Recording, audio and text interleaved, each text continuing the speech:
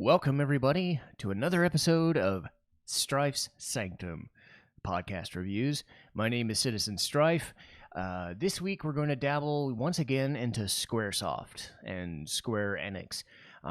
One thing I noticed when I created the list of games that I was going to talk about was a lot of it was Final Fantasy. That's just because if you talk about RPGs in general, and that's really your focus, you're not going to get away from that. And I did start the podcast reviews with Final Fantasy 1, and my biggest issue is overdoing Squaresoft stuff. I mean, I did Secret of Mana as well. I think that was number 2. And then in the last few, I've actually been able to not focus on Squaresoft as much because I do want to space them out, especially with Final Fantasy being really big deals. I think they're incumbent. Like, if I was going to do Final Fantasy 7 or Final Fantasy 10 or something, like, I'd want them to mean a lot more, or space them out so it's not like every other episode or every third episode or whatever. The benefit is I have the anime reviews supplementing that now, so I don't feel I need to do that. And it also helps that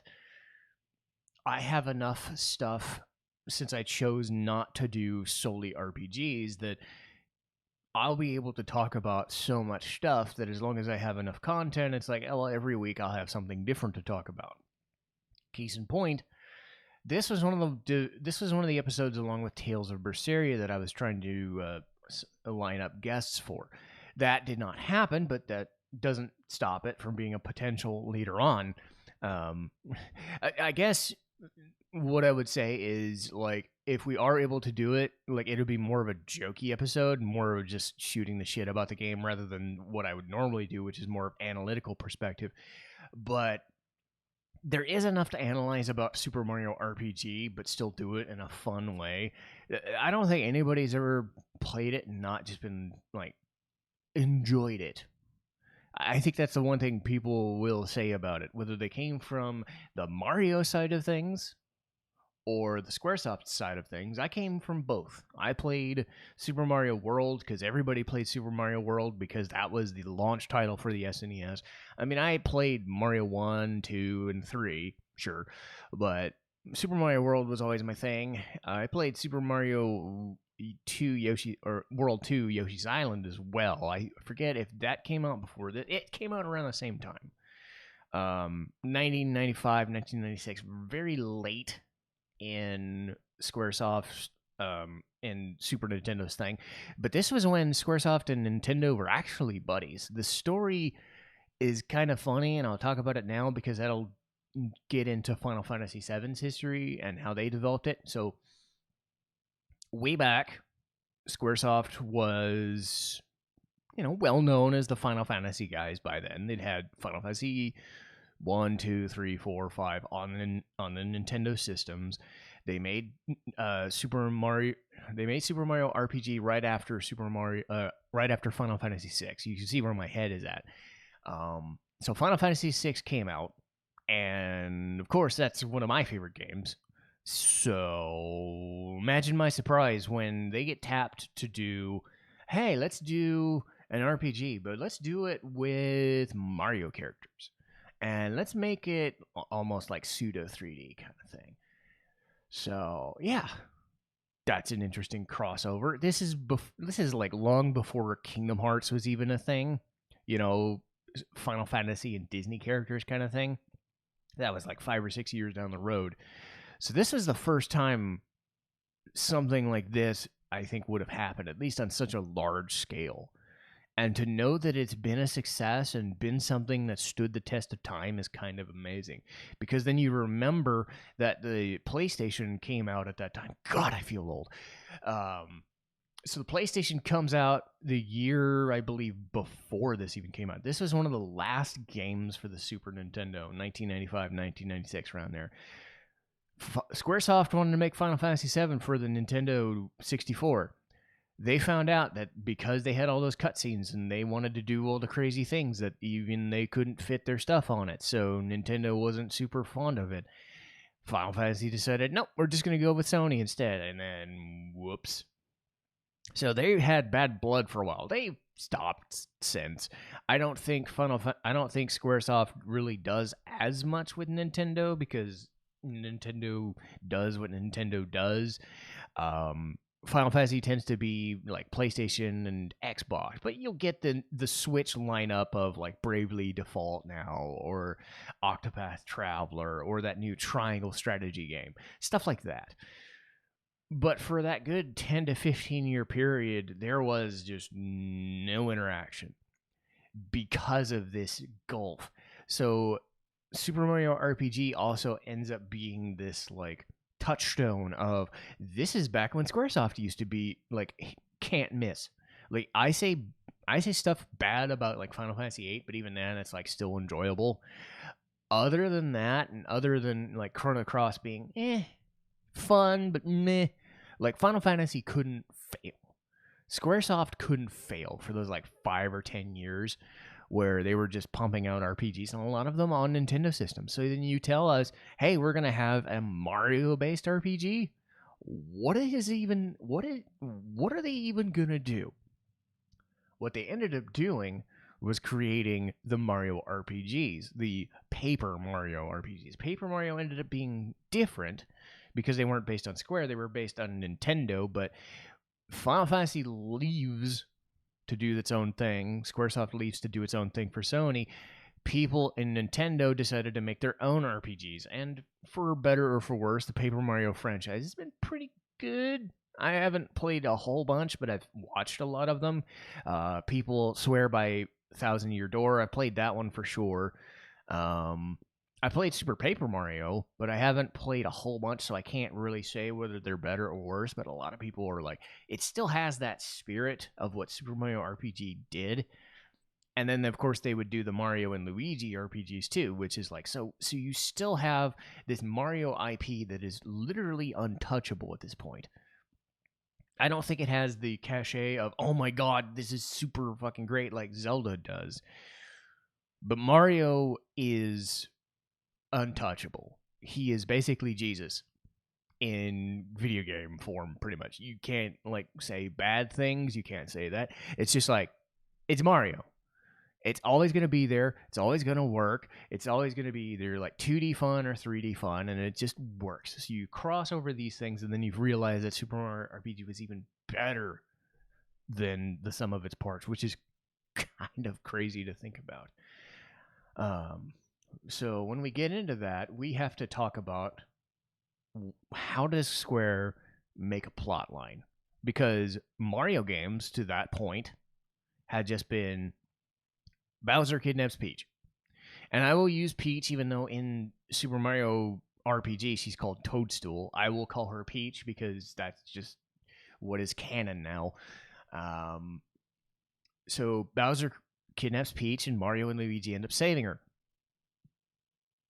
How do you build a story around that? Well, what they decided to do was this crazy fuck off sword from the sky comes in and just plunges itself right into Bowser's Keep, right as Mario and Bowser are fighting, because of course they are. And Mario gets thrown away. Peach and Bowser get thrown off elsewhere, and that sword is just there. It stands there. It's menacing. It's a sword with a face on it, a face like a dog. I don't know why, but it does. But it's there, and it's a problem, and Mario has to go and figure stuff out. So he goes to the Mushroom Kingdom, finds a couple people, finds the Chancellor, I guess, because there's no king. You know, the Chancellor's like, "God, Mario, just save us," and all that shit. So you do the typical thing of Mario gets to figure out where Peach is, and he doesn't know, but he's going to go from place to place to place to place to place and do that. Is it an amazing story? No, it's a Mario story. It's not meant to be. I think people can let stuff happen in Mario games and just be like, we're not expecting greatness. But the benefit is there that aside from Mario being a silent protagonist, like, you don't need much to go on. You've got a place, you got some people, you got a story, because they built it up. And then you just go and you find people to help you out, and you keep on fighting Smithy's minions, the Smithy gang. That's the name of the people in the sword world, I guess. and your aim is to stop them from overrunning the world with weapons. And every boss is made of weapons, which is an interesting concept. They're basically mass produced pieces of weaponry, bows, knives, spears, all, you name it, all of them. And it's just a crazy amount of stuff that Mario has to contend with. So while he's doing that, he's finding these stars, and it is always stars. Let that never be said. Even in the first RPG game, then they've changed it. I think in the first game and in Paper Mario, like it was stars, and then they went ahead and it's like, is it gonna be orbs this time? Is it gonna be wisps? Wait, that's Sonic. Or are they gonna be? They have to come up with contriving MacGuffins every time. It's like, it's always stars. God damn it! It's always freaking stars. But hey, you got 7 stars because Legend of the 7 Stars, right? So you get your way to Smithy and you get the 7th star. But along the way you get more, and then you just fight. The story is told via the other characters in the party. Mario himself doesn't talk much, but Mario still was like, he is that sort of silent protagonist who has that cachet of like, I'm Mario. Everybody knows what I look like. Everybody knows what I do.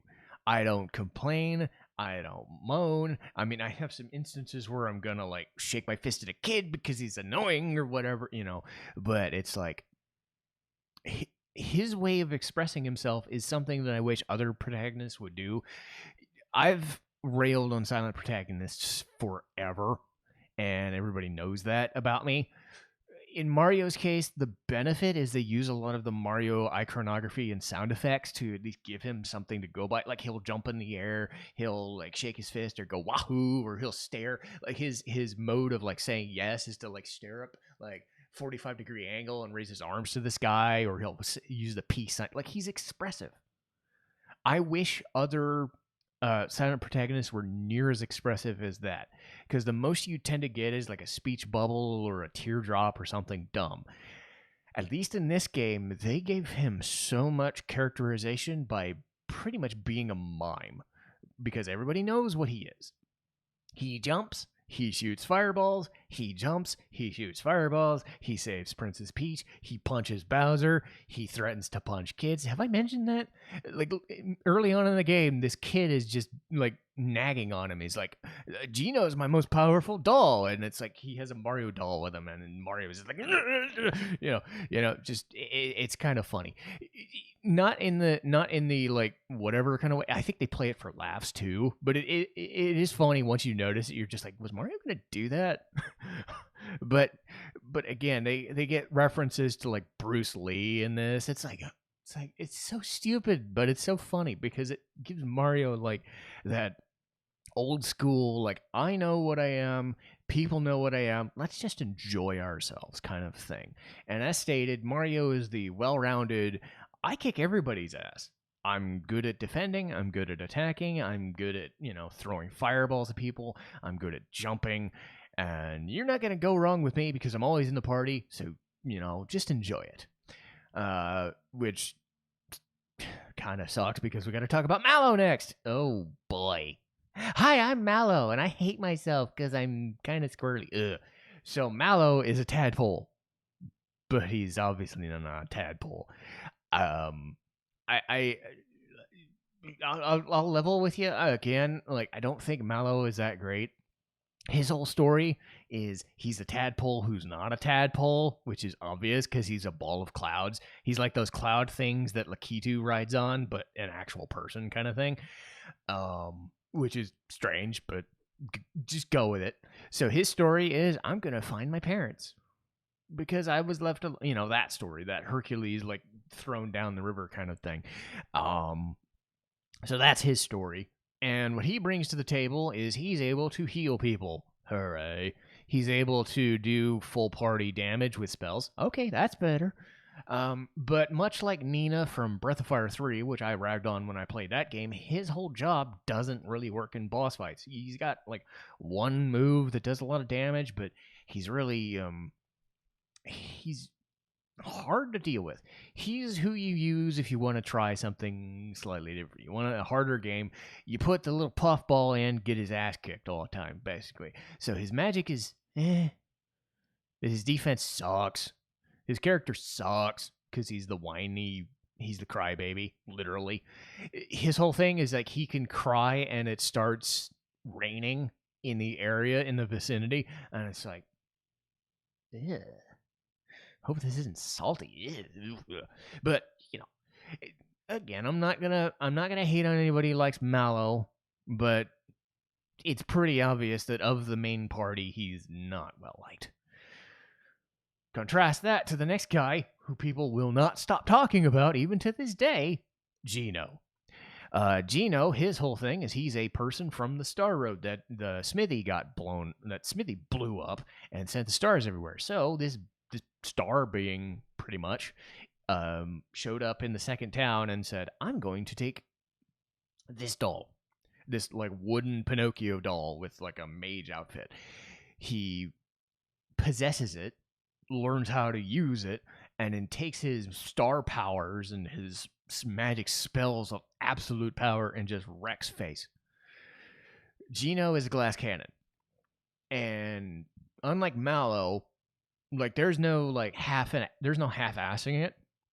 His job is to Gino boost the party, which is like full on support, like attack and defense up, and then just wreck face.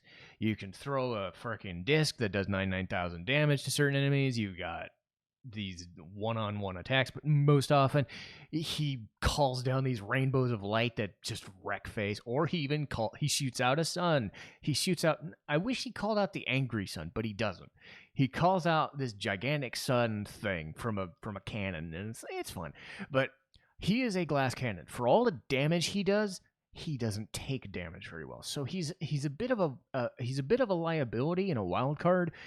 But compared to Mallow, he is night and day. So he's way more powerful, he's way stronger, and he's pretty much good at all attack phases. He's good at attack too. Not as good as the next guy that we'll talk about, but for all the hype that Gino gets about the whole Super Smash Bros. Thing, I think it has to do with the fact that he's just not a character that Nintendo can use too much, because he is technically both a Nintendo property and a Squaresoft property.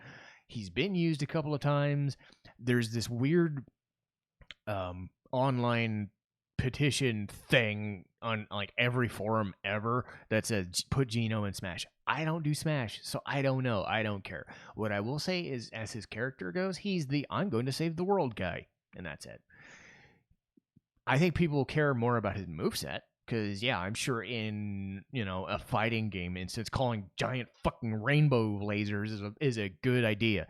So I can see why, to this day, 25 years later, it still persists. Gino's good. He's better than Mallow, which is saying a lot.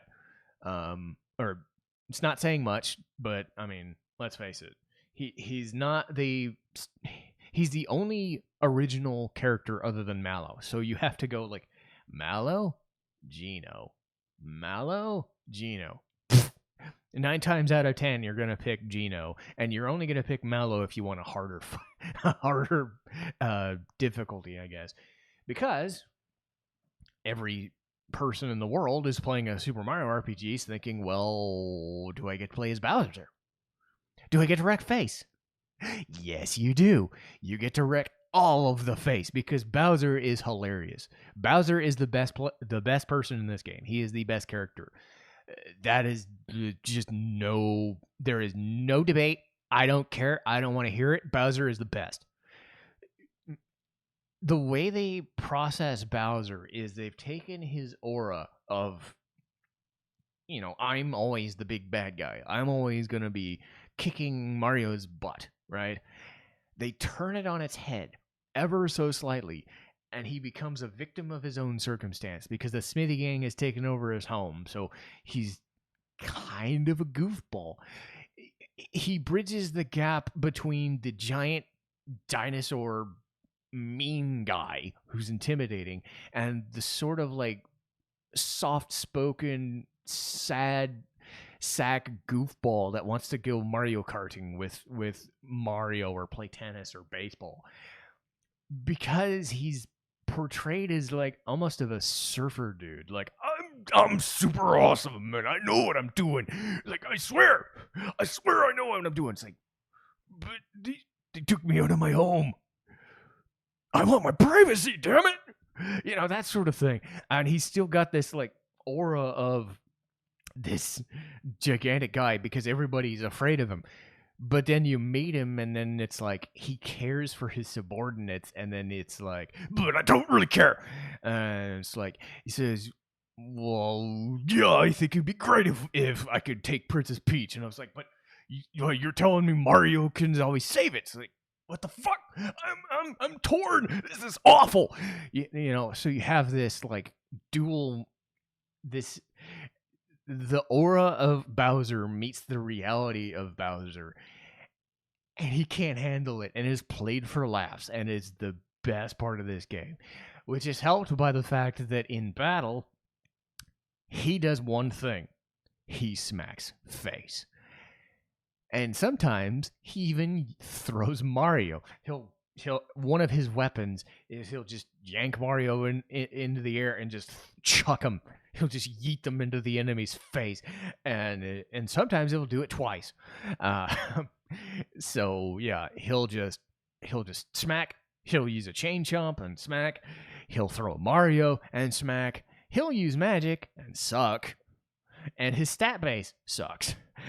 Like the way the game works is that you build stats as you level up, and everybody can get anywhere from like 2 to 3 to 5 points per level, or even like 10 HP. Bowser doesn't do that. He gets at most 1 strength or 1 magic attack or 1 HP because his HP is already super high to begin with. So it's like, do I really want to use these shitty spells for the novelty, or do I just want to keep smacking dude? So you end up just taking it in strength anyway. His spells are kind of funny though, because they're like a big fuck off poison cloud. They're a boo that scares people. This gigantic stone, but his best one that costs a shit ton of FP is this Mecha Koopa thing from Super Mario World, just crushing things. It's just the best. So every time I play this game, I have the party I like using. And I think you know which party I like using. Some people like to use Geno as a change of pace. I'm a Bowser guy. I'm always going to be a Bowser guy because the game is on Bowser's side. It is always on Bowser's side, and it tries so hard, and it succeeds. So who's the last party member? Well, if you're getting Bowser, it would stand to reason that Princess Peach or Princess Toadstool would be there. And yes, she is. And she is, aside from Mario, the mandatory party member. Because I talked about Mallow having some heals, and yeah, no. Princess Peach is a healer. She can heal one person. Her next skill heals everybody. She can heal up to full for like 4 FP if she wants. She can bring people back to life, which can happen because some of the enemies hit hard as fuck. And just for shits and giggles, her last move is she chucks a grenade in the air or a bomb in the air, and it just blows people away. It does some damage, but her whole thing is she heals. She's great at healing. But if you want to get a little randy and just say, okay, I've slapped people, I've hit people with parasol and a fan. What a frying pan, you say? So yes, later on in the game, if you want to, you could just whack people with a frying pan, and it actually hurts. So Peach is mandatory, unless you're specifically trying to have a hard time. Peach is mandatory. Mario is mandatory. So it all comes down to, do you want Mallow for a hard time? Do you want Geno to kick the shit out of people and everybody possible? Or do you want Bowser to come in and every time? I tend to have every time. But, you know, I think what it comes down to is it's Bowser versus Geno. Geno is a little harder to control because he's a little less defensive, but he's better at magic defense at least. Bowser completely sucks, but he has way more HP, so it offsets.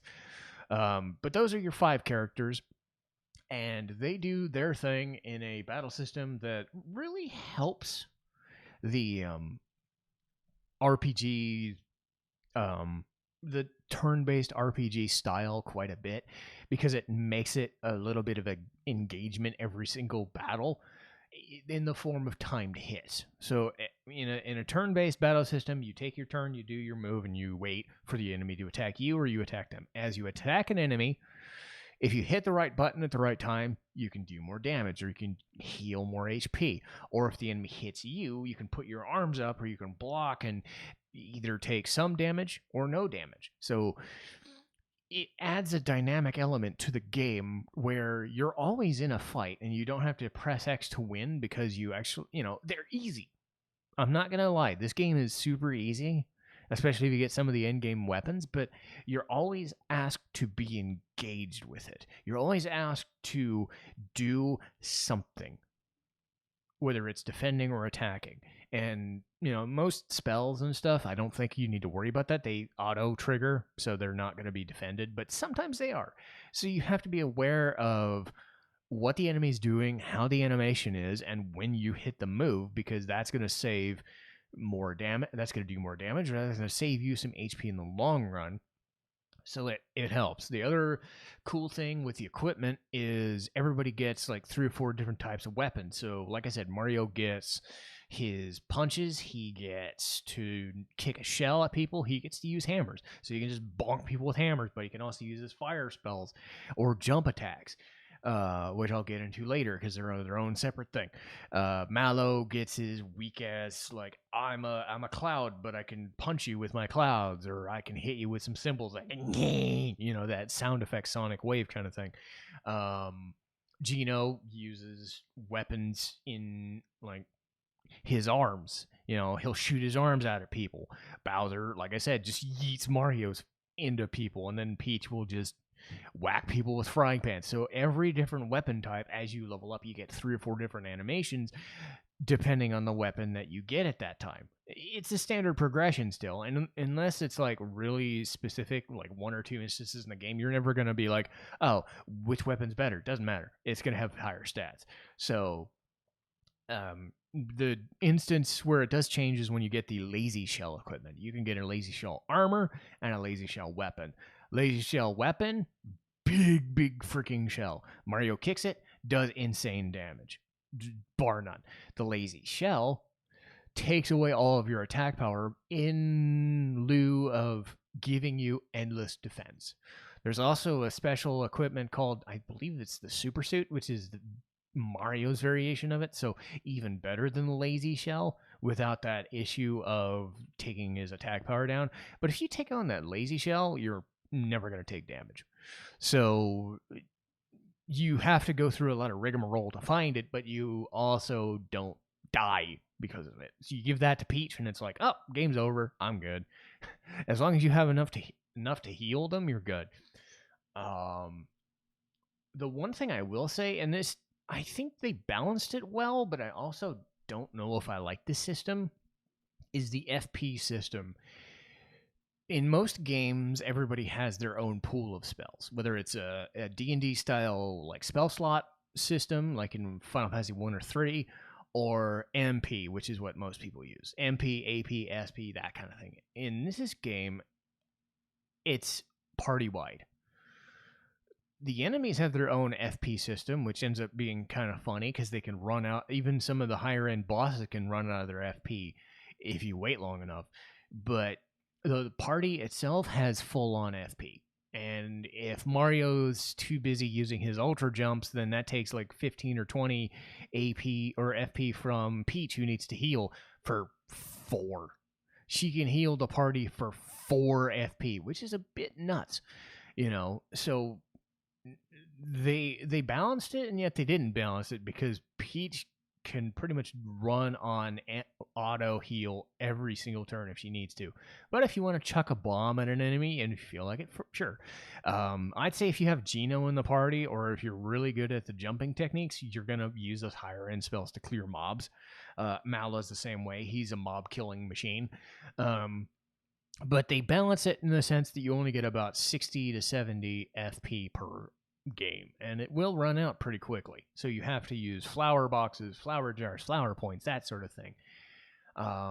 The one thing I will give Mallow credit for is this thing called Psychopath, which not only reveals enemy HP like a scan spell, it will also reveal these inner thoughts of characters, bosses. I don't know any of them off the top of my head, but the stuff that the English translators got away with saying in this is like, I'm a water baby, or it's like, I'm coming for you, and stuff like it's some of it gets really stupid. Like some of it doesn't even matter. Like one of the bosses is like, my promotion's at stake, and it's like, it's meant for comic relief. But if you go ahead and like scan every single person, you get these like weird talking points. So that's the one reason you would use Mallow, is to figure out how much HP an enemy has, and then the problem is you can't switch him out. So it is something you want to look up just for the hilarity of it.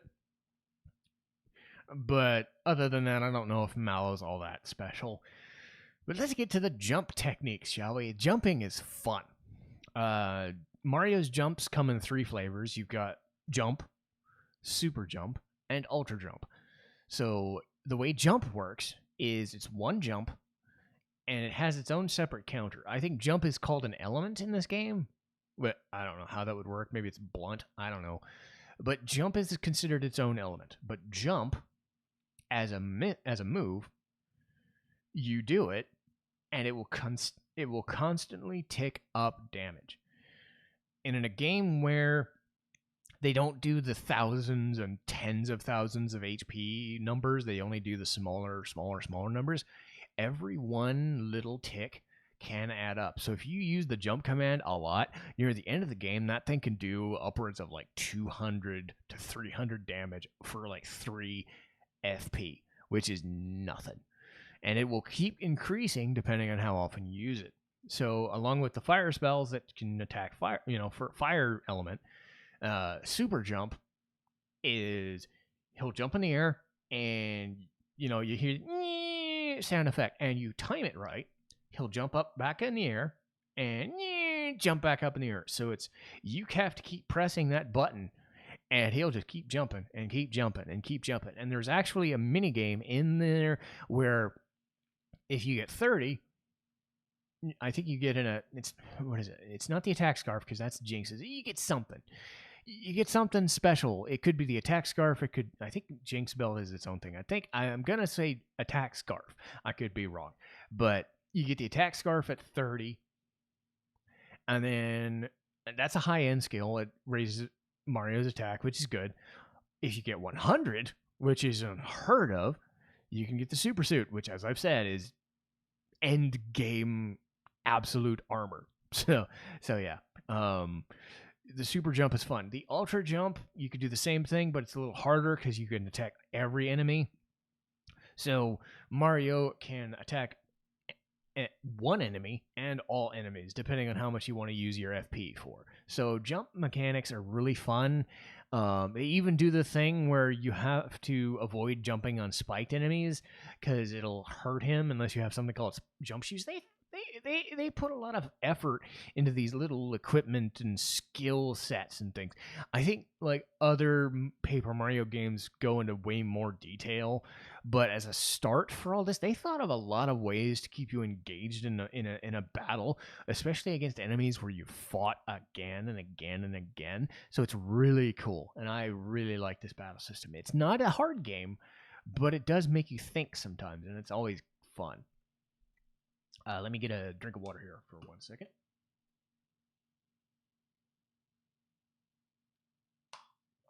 There we go. So the music in this game is really good, and it is some of the weirder ones you'd ever hear. Most like RPGs, you get that like sweeping orchestral score, and like, this is the serious moment. This is the you're on an adventure moment. This is a whimsical tale of fun. You still get your good songs here and there, but they mixed a lot of NES and SNES Mario stuff with this like really bouncy, like I don't know what you call it, reggae, like just popish kind of like island pop. It sounds like a Mario game would sound in an RPG setting. And you can thank the composer Yoko Shimomura for that. Shimomura was a high-end composer and still is to this day. I think this was her first major game that she did, but she went on to do stuff like Legend of Mana, Kingdom Hearts, and Final Fantasy 15. So she knows what she's doing. And this is so vastly different from something like this. Legend of Mana is like a storybook and an adventure come to life. It's like this weird, sweeping, vast score, sort of mysterious, sort of fun, sort of, whimsical and dance and fanciful. This is just her just having some fun with some like beeps and boops, but still making something work. Sorry, my voice is starting to crack a little bit. But again, she does put in a lot of nods to NES past. You get the dungeon theme more than anything.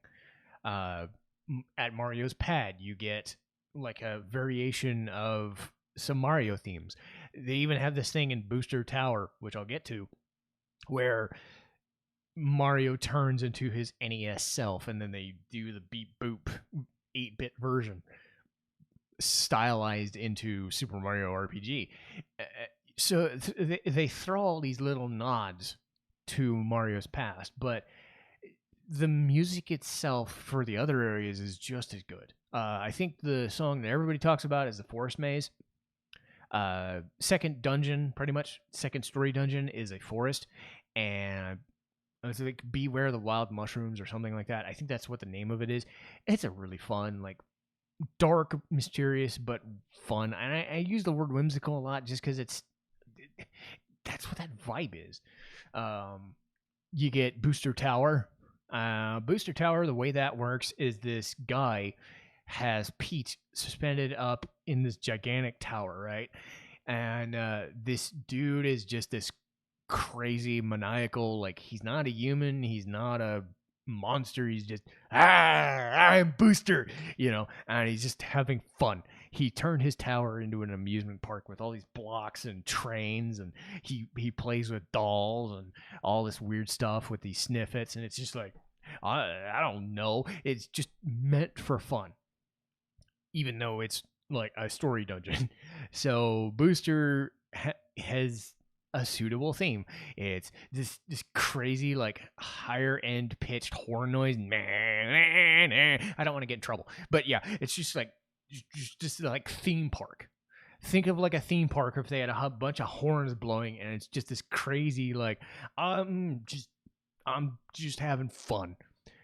So anytime Booster's on the screen, it's meant to be taken not seriously at all, because Booster himself is just, I don't know what crying is. I don't know what cake is. I don't know what this is. It's just dumb.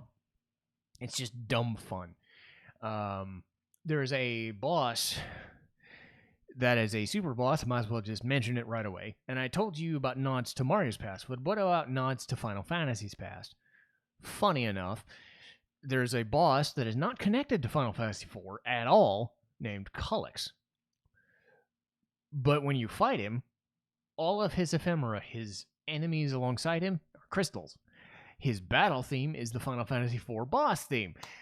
And if you have never heard the Final Fantasy IV boss theme, I would suggest you fix that right now, because that's one of the best themes in the series history, bar none. But yeah, it's basically Final Fantasy IV all over. You beat him and you get the prelude theme. He fights with crystals that do tons of fuck off damage, and you hear the Final Fantasy IV boss theme redone in this just tremendous variation, and it's so much fun. And that fight is pretty difficult. It's meant to be the most difficult in the game, but if you can beat him, you can beat Smithy. And I will mention Smithy himself. The final boss theme, he has two forms, but both themes are great in their different ways. One of the first one is this like techno groove, it's like a clown has a techno beat kind of thing, and it's just this cool like techno uh dark theme. But then when shit gets serious, it gets super serious, and the final boss hits, and the final boss theme is this awesome, just super awesome bass line. It's got some cool instrumentation and shit here and there, but it is a bass theme. It is a bass line that kicks all the ass. Think of the Final Fantasy bass line that you hear whenever it's like the opening of a battle, but so much better. Right? Just what they did with that is so good, and it makes fighting the final boss, even though it's an arduous thing, fun because that theme plays the entire time, and it's so good. Let's see here. I talked before about Booster, and I was disappointed that Booster only gets about, I don't know, 20, 30 minutes of screen time. There's a section in the game where he kidnaps Princess Peach and wants to force her to marry him, which is strange, but not unheard of because this is Mario we're talking about. But the segments with Booster are hilarious, and then he runs up the fucking hill and runs away, and he goes into this Marrymore section, and the Marrymore section has this like. I'm shocked no other game has done this, but they've had this full on like 5-star hotel where if you pick the 5-star hotel option, you can just fuck around with a bellhop. You can give him tips. You can take a shower, and Mario will whistle the Mario theme. It's just fun.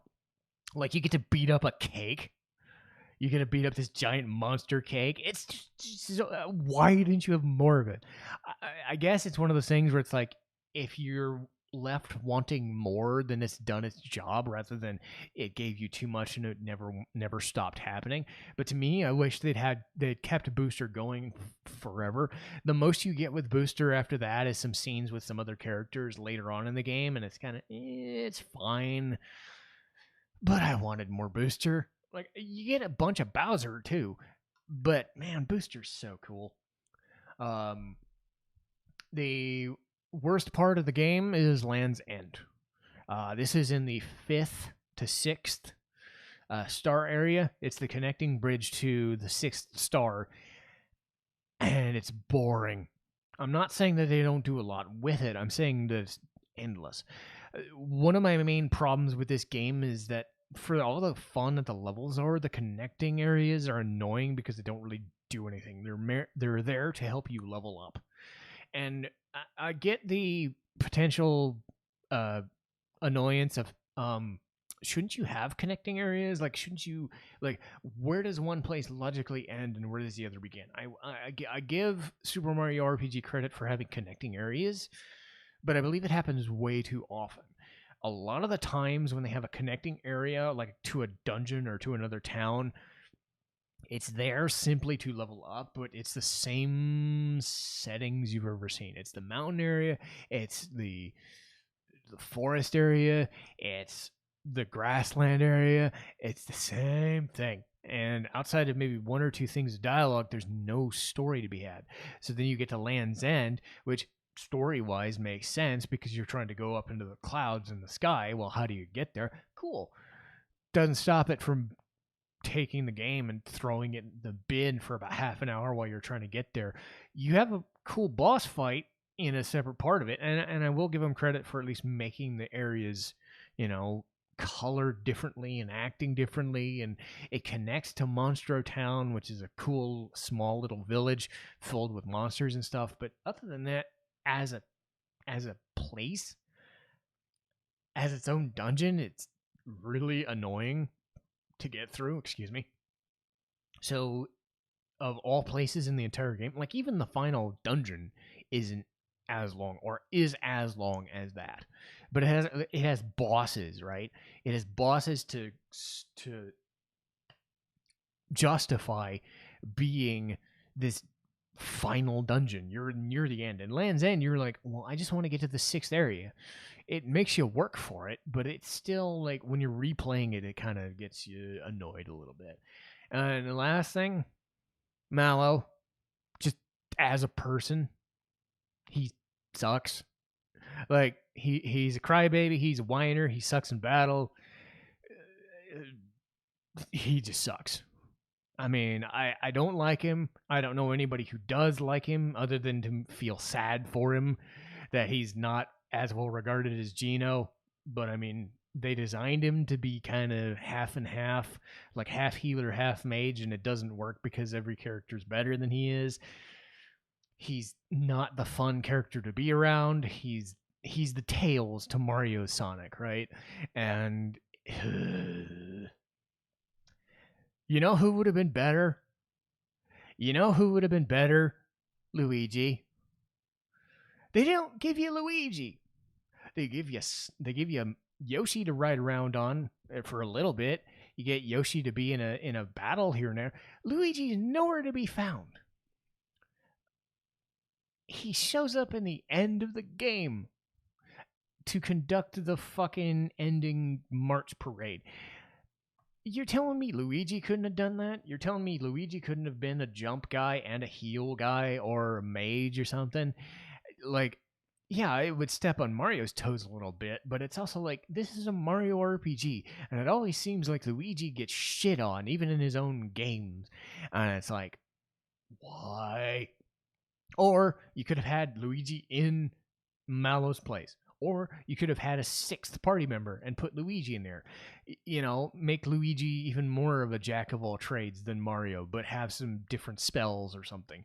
Maybe like ice or something, because ice is something that Mallow does. I mean, Mallow does heals, doesn't stop Peach from healing more.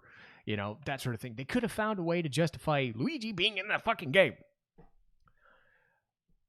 That being said, I'm getting angry again. Sorry. But again, that's why I do the negatives first. I always do the negatives first because I like to coast to the positives, because the positives are very good. For all the annoyance of not having Luigi in the party, you get Bowser and you get Peach. What's not to love? I said before, Bowser is what carries this game. It carries the comedy, it carries the fun. He's played like a complete doofus. Like if Jack Black plays him anywhere, if he's written anywhere close to as good as he is in this game, I will have no reservations about that movie, because I guess that's what they were going for when they chose. I mean, I don't want to get into the movie thing. I'll review it when I review it, but whatever. This Bowser is what Bowser should be. He has the aura to everyone else that he is this super maniacal, dangerous dinosaur, and he has his moments, but he's played like a complete oblivious moron who just wants to be alone, who just wants to be a pal with his friends and his keep. The dichotomy of his character is the fun part of this game, because he's so good. And the story, I mean, the story is nothing to write home about, but it doesn't have to be. Nothing's really left to chance, even in a game like this, where it didn't have to. It didn't have to tell you anything.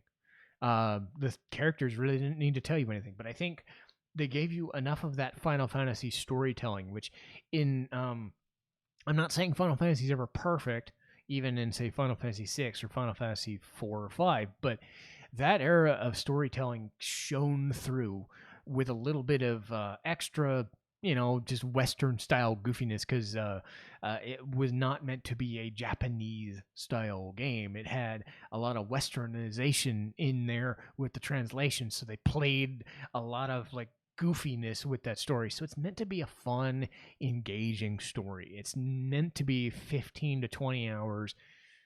There's a few side quests here and there. There's a few hard boss fights here and there, but it's meant to be a fun ride. I think anybody who's ever played Super Mario RPG, or as anybody's heard of it, will know that this is one of the best games of that system. And even now, Paper Mario games tend to sit there and go, I wish I was this good. Some of them get there, but as a whole, I don't know if they have nearly carte blanche, and it could be nostalgia talking. This is a game that celebrated its 25th anniversary this year. But this is coming from Nintendo could do no wrong. Square Enix and Squaresoft, well, Squaresoft at the time, could do no wrong. You had these two powerful forces coming together with this crossover idea, which makes absolutely no sense, but worked to absolute perfection in almost every way for what they were trying to achieve. This is like one of the top RPGs of all time, much less top SNES RPG. It's in the conversation as like top 5 RPGs of all time. That's counting most of the Final Fantasy games. That's counting the Persona games. That's counting any of the Mana games or like Lufia 2 or Chrono Trigger. All of those games. That's how good Square was. They had Final Fantasy, they had Chrono Trigger, and then they had Super Mario RPG, all in the span of like 2-3 years. And then you add Secret of Mana on top of that. It's like, that's why I'm so fond of that stuff. That's why I am who I am these days, is because those games were just back to back to back, hitting you every single year without fail. And Super Mario RPG is one of those ones that if you get a chance to play it, it's on the SNES Classic. It's definitely, if you can find an emulated version, go for it if you want to. I would just get the SNES Classic version, works just as well. Watch a stream of it. Just watch it. Just play it. It is something special. Super Mario RPG proved that a crossover that makes absolutely no sense can work. And they just need to give you a little bit of the best of both worlds. And that is something that a lot of crossovers can manage, but don't manage to this level of quality. So I would definitely stress playing this game at least once to just revel in how good it is. But that'll do it for me today. I think this was a good longer podcast. I don't know. I've been averaging around half an hour to about an hour, sometimes longer than an hour. But yeah, as far as schedule goes, let's see. Next week is the Big O. So that's going to be Anime Batman. That should be interesting. Funny because I haven't even watched it in the longest time. I tried to watch it on a streaming service, and they only have the first season. Boo. But don't fret, because I have all the knowledge in my head. I've watched it about 5 or 10 different times, so I'm pretty sure I'll know how to talk about it. The week after, MetaCon highlights. I've already got my schedule set up. I've got my guest list set up, so I'll be able to talk about going to my first convention in about 2 or 3 years since COVID's kind of messed with everything. But that should be really fun. And then at the end of this month will be Castlevania Symphony of the Night. I played it on my channel. It's one of the best Castlevania games, usually considered the best Castlevania game, or at least one of the best Metroidvania games, because it's the one that started that craze. I'm a big Metroidvania guy as opposed to the classical Castlevanias, but I will talk about all of them when I get a chance. But that should be the schedule going forward. But I will see everybody else next time. Citizen Strife, signing off.